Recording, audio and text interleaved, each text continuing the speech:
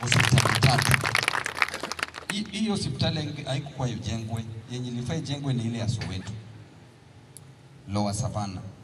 But after hiyo nilitumia ujanja yangu na ukali kidogo tukaleta hospitali hapa. Sasa kazi ya county government hapa ni kuhakikisha kuna madawa hapa.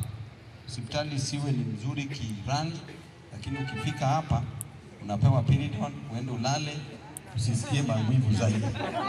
Dawa iwe ya kutosha na iwe iko kwa bei ya chini. Na wana staff wote wa hospitali, mtu akiletwa hapa akiwa critical condition, tibu kwanza. Daktari alichukua oath ya kwamba ana preserve life, kitu ya kwanza. Sio ni sawa?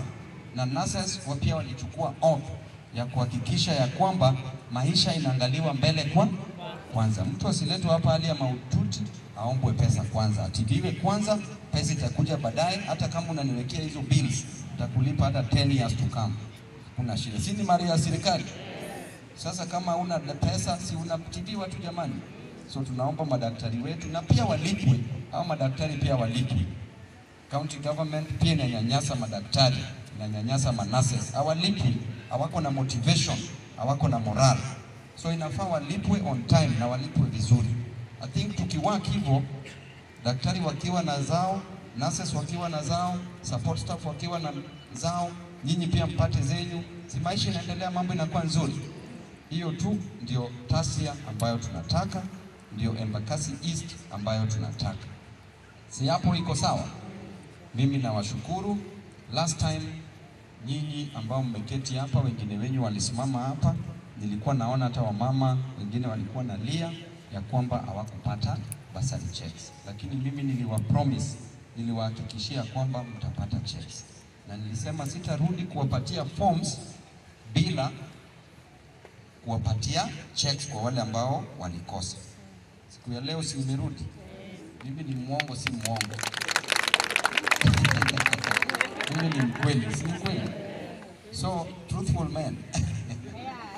So mimi sina haja ya kukudanganya kama mamangu, kama babangu, kama kijana mwenzangu. Kitu yenye siwezi nitakwambia tu siwezi, yenye naweza pia nitakwambia na maisha inaendelea. So kuna hapa Tasia, kuna tena wachache tena wamebaki yenye sijawashughulikia. Leo hii kuna around 1800 checks yenye nimewaletea. Sio iko sawa? Kuna wachache tu yenye watakuwa wamebaki kama watu 300, 400. Si hiyo namba iko sawa? Because Tasia nzima tumepatia kama 7,000. Hiyo tumejaribu hatujajaribu.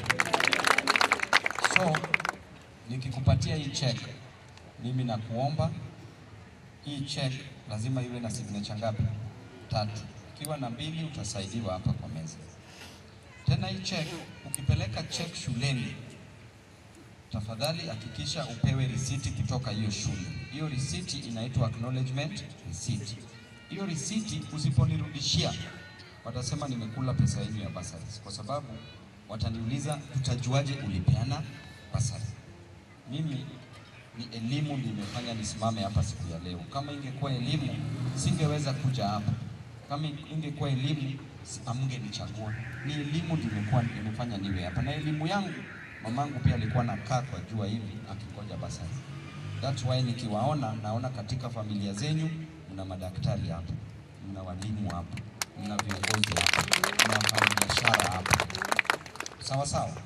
So usichoke nao.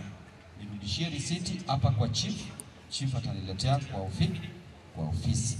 Kama unapatia mtoto hiyo check aende nayo shule, then huyo mtoto mwambie akirudi midterm arudi na hiyo risiti ulete hapa kwa chief. Kama unaweza fika Greenspan Mall second floor pia itanisaidia. Tunaelewana vizuri? Nikiongezea kidogo hii mambo ya check, kuna ile white form na kuna check. Hiyo white form ina jina la mtoto na ina jina la shule. Check ina jina la shule. Uangalie kama jina la shule kwa check ndio iko kwa white form. Zingine zinaweza kuwa confused. Kunaweza kuwa na confusion kidogo. Sawa sawa? Hiyo ni katika hali ya kuandika.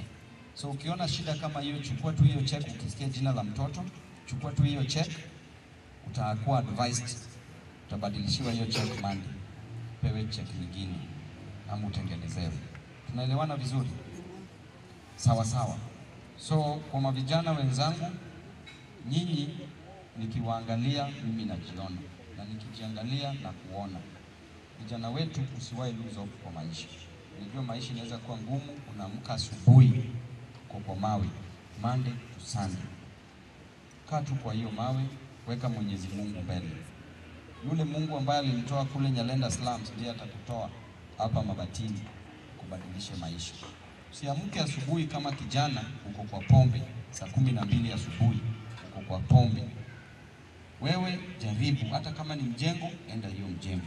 Kama ni bodaboda, enda hiyo bodaboda.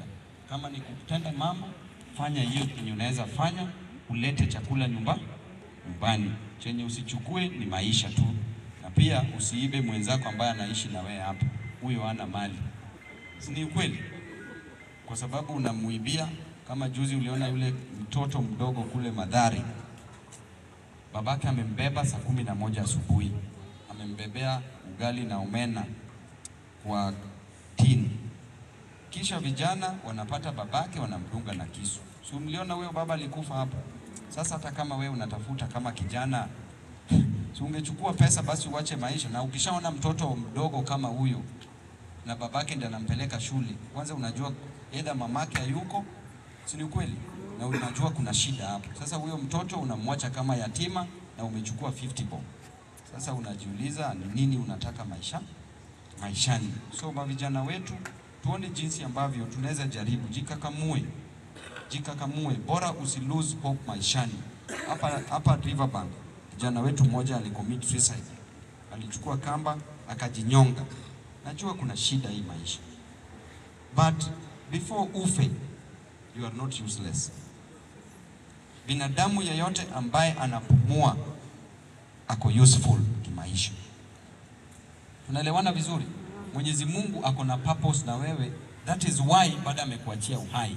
Wewe unaweza ona uko useless, kumbe unaenda kuzaa rais wa hii nchi. Na unajiangalia unasema mimi siwezi, wachane na hii maisha.